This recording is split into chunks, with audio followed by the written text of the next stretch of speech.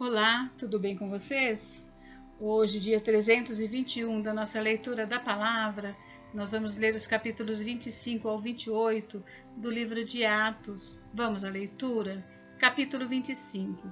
Paulo é levado a Festo e apela para César.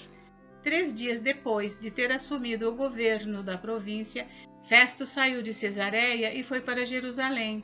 E logo os principais sacerdotes e os maiorais dos judeus lhe apresentaram queixa a respeito de Paulo. Contra ele pediram a Festo o favor de mandar que ele fosse trazido a Jerusalém. É que eles tinham armado uma emboscada para matar Paulo no caminho. Festo, porém, respondeu que Paulo continuaria preso em Cesareia e que ele mesmo, muito em breve, partiria para lá. E concluiu: aqueles de vocês que estiverem habilitados me acompanhem, e havendo contra este homem qualquer crime, acusem-no. E não demorando entre eles mais de 8 ou 10 dias, foi para Cesareia. No dia seguinte, assentando-se no tribunal, ordenou que Paulo fosse trazido. Quando Paulo chegou, os judeus que tinham vindo de Jerusalém ficaram em volta dele, fazendo muitas e graves acusações contra ele, as quais, entretanto, não podiam provar. Então Paulo, defendendo-se, disse: nenhum pecado cometi contra a lei dos judeus, nem contra o templo, nem contra César. Então Festo, querendo assegurar o apoio dos judeus, perguntou a Paulo: você gostaria de ir a Jerusalém e ser julgado por mim a respeito destas coisas? Paulo respondeu: estou diante do tribunal de César, onde convém que eu seja julgado. Não fiz mal nenhum aos judeus, como o Senhor sabe muito bem. Se de fato pratiquei algum mal ou crime digno de morte, estou pronto para morrer. Se pelo contrário não são verdadeiras as coisas de que me acusam, ninguém pode me entregar a eles. Apelo para César. Então Festo, tendo falado com o conselho, respondeu: já que apelou para César você irá. Festo expõe a Agripa o caso de Paulo. Passados alguns dias, o rei Agripa e Berenice chegaram a Cesareia a fim de saudar Festo. Como se demorassem ali alguns dias, Festo expôs ao rei o caso de Paulo, dizendo: Félix deixou aqui preso certo homem, a respeito de quem os principais sacerdotes e os anciãos dos judeus apresentaram queixa quando eu estive em Jerusalém, pedindo que o condenasse. Eu lhes disse que não é costume dos romanos condenar quem quer que seja, sem que o acusado tenha presentes os seus acusadores e possa defender-se da acusação. Assim, quando eles vieram para cá sem nenhuma demora, no dia seguinte, assentando-me no tribunal, determinei que o homem fosse trazido. Levantando-se os acusadores, não mencionaram nenhum dos crimes de que eu suspeitava. Traziam contra ele algumas questões referentes à sua própria religião e particularmente a certo morto chamado Jesus, que Paulo afirma estar vivo. Estando eu perplexo quanto ao modo de investigar estas coisas, perguntei-lhe se queria ir a Jerusalém para ali ser julgado a respeito disso.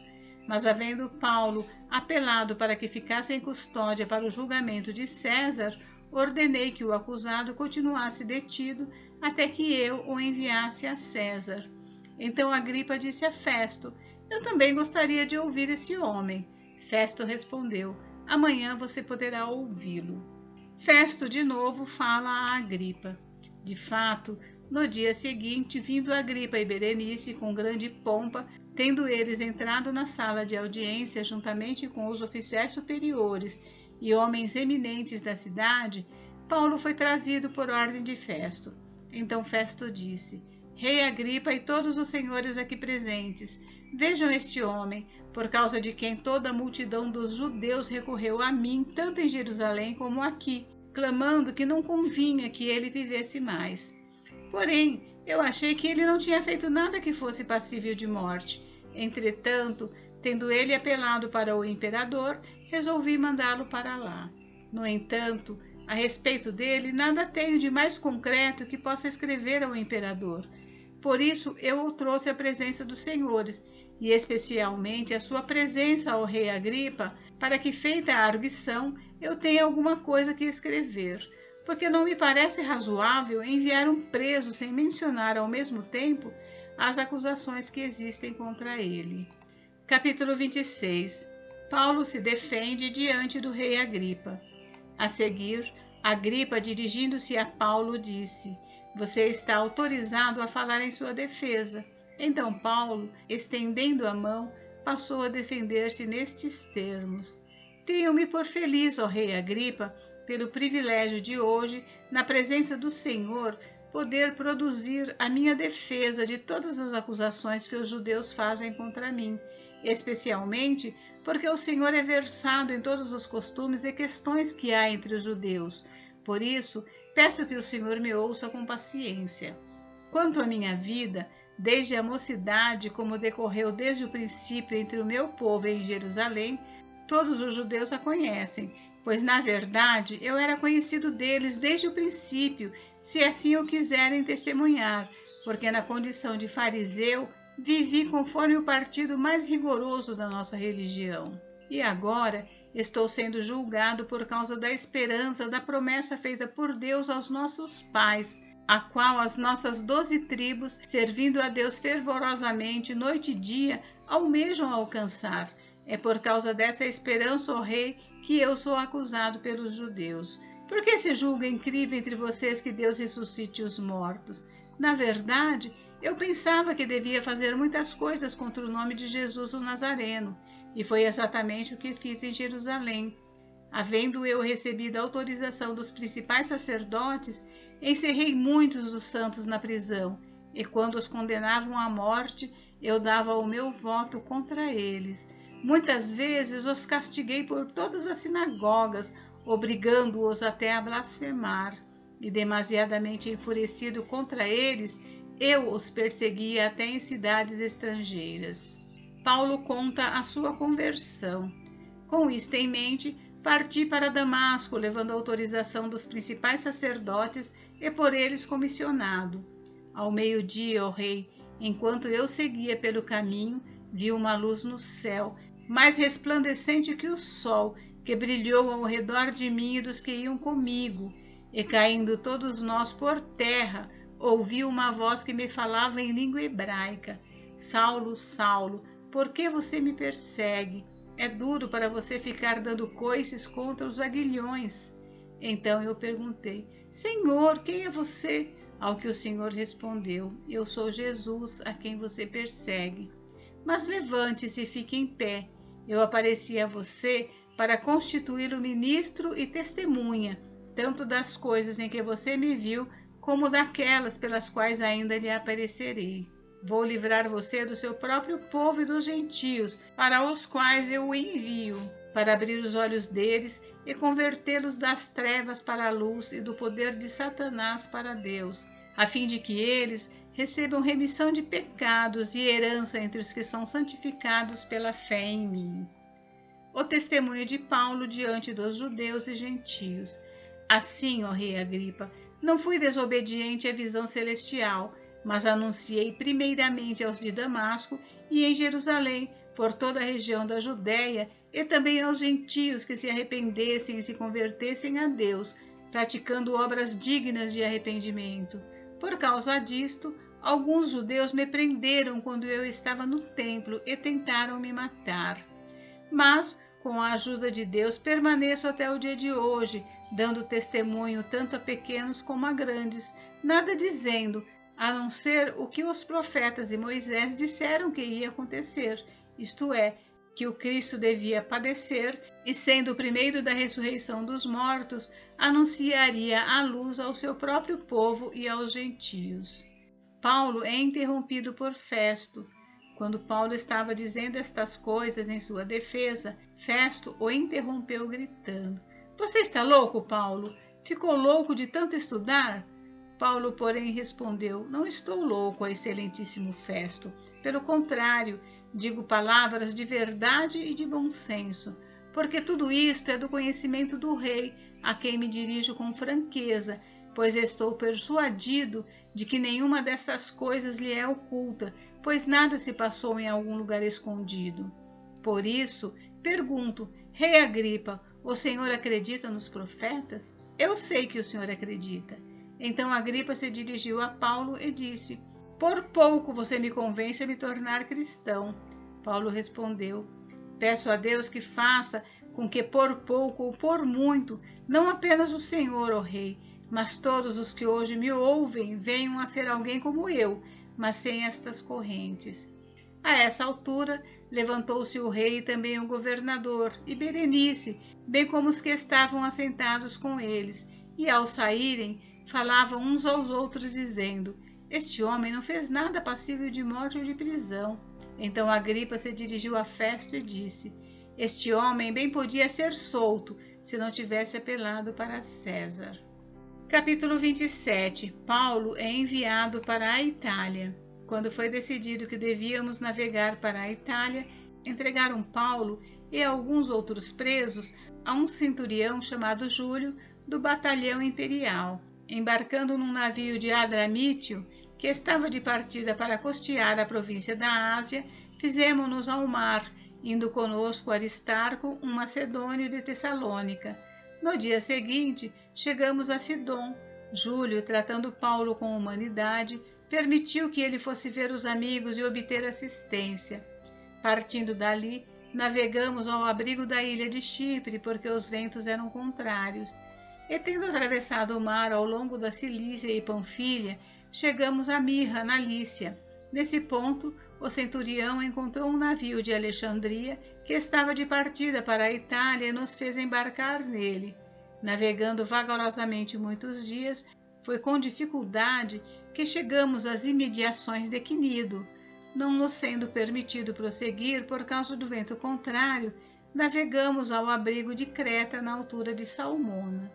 Costeando a ilha com dificuldade, chegamos a um lugar chamado Bons Portos, perto do qual estava a cidade de Lazéia. Os perigos da viagem.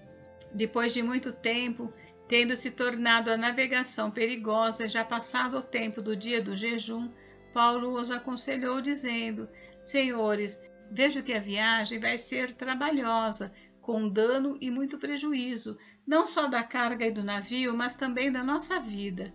Porém, o centurião dava mais crédito ao piloto e ao mestre do navio do que ao que Paulo dizia. Não sendo porto próprio para invernar, a maioria deles era de opinião que deviam partir dali, para ver se podiam chegar a Fenice e aí passar o inverno, visto ser um porto de Creta que olha para o noroeste e para o sudoeste.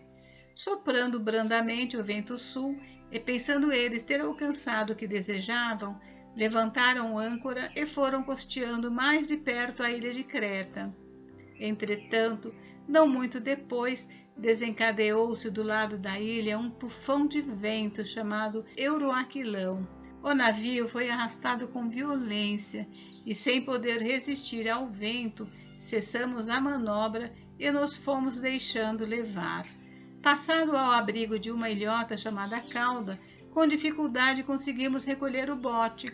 Tendo içado o bote, os marinheiros usaram de todos os meios para reforçar o navio com cabos de segurança, e temendo que fossem encalhar nos bancos de areia de Sirte, desceram as velas e foram à deriva. Açoitados severamente pela tormenta, no dia seguinte começaram a jogar a carga no mar, e no terceiro dia nós mesmos, com as próprias mãos, lançamos ao mar a armação do navio. E não aparecendo havia já alguns dias nem sol nem estrelas, caindo sobre nós grande tempestade, dissipou-se afinal toda a esperança de salvamento. Havendo todos estado muito tempo sem comer, Paulo, pondo-se em pé no meio deles, disse: senhores, na verdade era preciso terem me atendido e não partir de Creta, para evitar este dano e perda. Mas agora aconselho que tenham coragem, porque nenhuma vida se perderá, mas somente o navio. Porque nesta mesma noite um anjo de Deus a quem pertenço e a quem sirvo esteve comigo, dizendo: Paulo, não tenha medo, é preciso que você compareça diante de César. E eis que Deus, por sua graça, lhe deu todos os que navegam com você. Portanto, senhores, tenham coragem, pois eu confio em Deus que tudo vai acontecer conforme me foi dito. Porém, é necessário que sejamos arrastados para alguma ilha. O naufrágio. Quando chegou a 14ª noite, Sendo nós batidos de um lado para o outro no mar Adriático, por volta da meia-noite os marinheiros pressentiram que se aproximavam de alguma terra, e lançando a sonda, viram que a profundidade era de 36 metros. Passando um pouco mais adiante, tornando a lançar a sonda, viram que a profundidade era de 27 metros, e receosos de que fôssemos atirados contra lugares rochosos, lançaram da popa 4 âncoras e oravam para que rompesse o dia. Nisto, os marinheiros tentaram escapar do navio. Arriaram o bote no mar, a pretexto de que iam largar âncoras da proa. Paulo disse ao centurião e aos soldados: se estes não permanecerem a bordo, vocês não poderão se salvar. Então os soldados cortaram os cabos do bote e o deixaram afastar-se. Enquanto amanhecia, Paulo rogava a todos que se alimentassem, dizendo: hoje é o 14º dia em que, esperando, vocês estão sem comer, não tendo provado nada. Por isso, peço que comam alguma coisa, pois disto depende a sobrevivência de vocês, porque nenhum de vocês perderá nem mesmo um fio de cabelo. Tendo dito isto, pegando um pão, deu graças a Deus na presença de todos, e depois de o partir, começou a comer. Todos ficaram mais animados e se puseram também a comer. Estávamos no navio 276 pessoas ao todo. Refeitos com a comida, aliviaram o navio, jogando o trigo no mar. Quando amanheceu, não reconheceram a terra, mas avistaram uma enseada onde havia uma praia. Então consultaram entre si se não podiam encalhar ali o navio. Cortando os cabos das âncoras, deixaram que ficassem no mar. Soltaram também as amarras do leme e, alçando a vela de proa ao vento, dirigiram-se para a praia. Dando, porém, num lugar onde 2 correntes se encontravam, encalharam ali o navio. A proa encravou-se e ficou imóvel, mas a popa se despedaçava pela violência das ondas. O parecer dos soldados era que os presos deviam ser mortos para que nenhum deles fugisse nadando. Mas o centurião, querendo salvar Paulo, impediu-os de fazer isso. Ordenou que os que soubessem nadar fossem os primeiros a lançar-se ao mar e alcançar a terra. Quanto aos demais, que se salvassem, uns em tábuas e outros em destroços do navio. E foi assim que todos se salvaram em terra. Capítulo 28. A ilha de Malta. Uma vez em terra, verificamos que a ilha se chamava Malta. Os nativos nos trataram com singular humanidade, porque, acendendo uma fogueira, acolheram a todos nós por causa da chuva que caía e por causa do frio. Tendo Paulo ajuntado e atirado à fogueira um feixe de gravetos, uma víbora, fugindo do calor, prendeu-se na mão dele. Quando os nativos viram a víbora pendurada na mão de Paulo, disseram uns aos outros: certamente este homem é assassino, porque, salvo do mar, a justiça não o deixa viver. Porém ele, sacudindo a víbora no fogo, não sofreu mal nenhum. Mas eles esperavam que Paulo viesse a inchar ou a cair morto de repente. Depois de muito esperar, vendo que nada de anormal lhe acontecia, mudando de opinião, diziam que ele era um deus.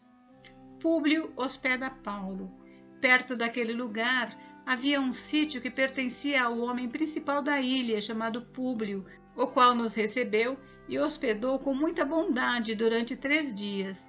Aconteceu que o pai de Públio estava enfermo de desinteria, ardendo em febre. Paulo foi visitá-lo e, orando, impôs-lhe as mãos e o curou. À vista deste acontecimento, os demais enfermos da ilha vieram e foram curados, os quais nos distinguiram com muitas honrarias, e, tendo nós de prosseguir viagem, nos puseram a bordo tudo o que era necessário. A continuação da viagem. 3 meses depois, embarcamos num navio de Alexandria que tinha passado o inverno na ilha. O navio tinha por emblema os deuses gêmeos Castor e Pólux. Chegando a Siracusa, ficamos ali 3 dias. Dali, navegando ao longo da costa, chegamos a Régio. No dia seguinte, começou a soprar o vento sul, e em 2 dias chegamos a Putéoli, onde encontramos alguns irmãos que nos pediram que ficássemos com eles 7 dias, e foi assim que nos dirigimos a Roma. Tendo ali os irmãos ouvido notícias nossas, vieram ao nosso encontro até a praça de Ápio e as Três Vendas. Ao vê-los, Paulo deu graças a Deus e sentiu-se mais animado. Paulo em Roma. Uma vez em Roma, Paulo recebeu permissão para morar por sua conta, tendo em sua companhia o soldado que o guardava. 3 dias depois, ele convocou os principais dos judeus. Quando estavam reunidos, Paulo disse: Meus irmãos, apesar de nada ter feito contra o povo ou contra os costumes paternos, vim preso desde Jerusalém, entregue nas mãos dos romanos. Estes, depois de me interrogarem, quiseram soltar-me, porque não encontraram em mim nenhum crime passível de morte. Diante da oposição dos judeus, foi obrigado a apelar para César, não tendo eu, porém, nada de que acusar o meu povo. Foi por isso que pedi para vê-los e para falar com vocês, porque é pela esperança de Israel que estou preso com esta corrente. Então eles lhe disseram: Nós não recebemos da Judéia nenhuma carta que falasse a respeito de você. Também não veio qualquer dos irmãos que nos anunciasse ou dissesse algo de mal a seu respeito, mas gostaríamos de ouvir o que você pensa, porque sabemos que em todos os lugares essa seita é contestada. Paulo prega em Roma.